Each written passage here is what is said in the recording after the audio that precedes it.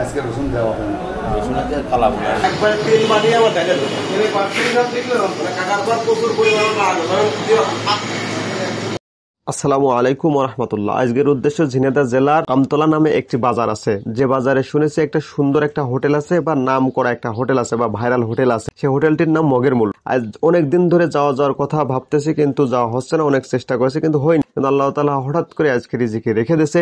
এজন্য আজকে আমতলা বাজার এবং মগের মুল্লুক নামে যে হোটেলটি আছে সেই হোটেলের উদ্দেশ্যে আমরা রওনা দিলাম। এবং গ্রামের রাস্তায় ঢোকার পর দেখলাম যে গ্রামের রাস্তা দিয়ে এত বড় রাস্তা করতেছে। শুনতেছি যে এই মিন্দে বাদ যাবে, যে একবার ডাইরেক্ট ঢাকা ঢুকবে, এরকম কথা আর কি শুনতেছে বলে এই রাস্তাটি এত বড় করতেছে। কিন্তু এখন বৃষ্টি কাদার সময় তো গ্রামের ভিতর দিয়ে যেতে হলে, বর্তমান গ্রামের রাস্তাও অনেকটাই পাকা হয়ে গেছে, আবার কিছু কিছু জায়গায় কাদা আছে, যে জায়গাতে যাওয়া আসলে রিস্ক।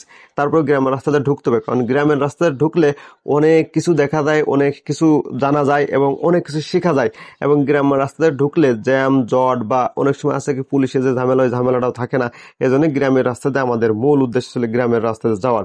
এবং গ্রামের রাস্তায় যেতে যেতে অনেক কিছু দেখলাম, অনেক আনন্দ করলাম এবং রাস্তাটাও আমাদের চেনা হয়ে গেল বা জানা হয়ে গেল।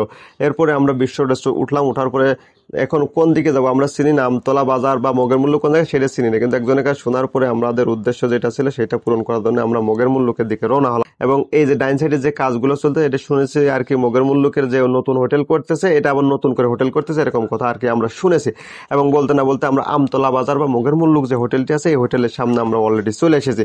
এবং এসে দেখলাম যে এই জায়গার যে হোটেলের যে পরিবেশ বা হোটেলের সামনে যে কি সুন্দর করে ব্যানার টানার দিয়ে, মানে একজনের বিশ্ববিদ্যালয়ে যেতে হলে কেউ এই মগের মূল্যক চেনবে, যেই হোক সে চেনবে। এবং আমরা বলতে না বলতে হোটেলের ভিতর চলে আসলাম। এবং যিনি মালিক, আসলে ওনার ব্যবহার আচার ব্যবহার অনেকটা সুন্দর। যে মালিকটা আছে উনি খুবই সুন্দর এবং ওনার খাবারের মানটি কেমন সেটা এখন আমরা পরীক্ষা করব। আসলে যে যিনি যে গল্প দিয়েছে সেই গল্পের সাথে কি মিল আছে কিনা সেটি দেখার জন্য আজকের মূল উদ্দেশ্য ছিল। এবং আল্লাহ তাআলা রিজিকে রেখেছে বলে আজকে আমরা এই মগের মূল্যকে আইছি, এবং যদি আল্লাহ বাধায় রাখে ইনশাল্লাহ খাবারও খেতে পারবো। চলুন তাহলে একটু দেখা যাক কি কি দেয় আমাদের। আজকে রসুন দেওয়া হবে না, রসুনের কালাম রসুন দিই কিন্তু আজকে কালাম নামদের আছে না না, রসুন আজকে দেওয়া হবে না। আজকে কোনোটাই রসুন না।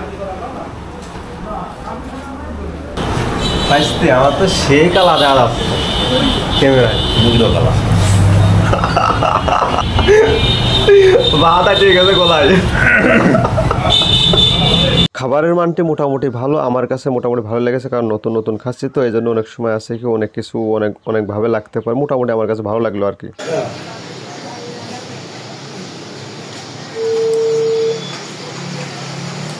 আমার কাকার একবারে তেল বানিয়ে আবার দেখা যাবে কাকার পর প্রচুর পরিমাণে খাওয়া যায়।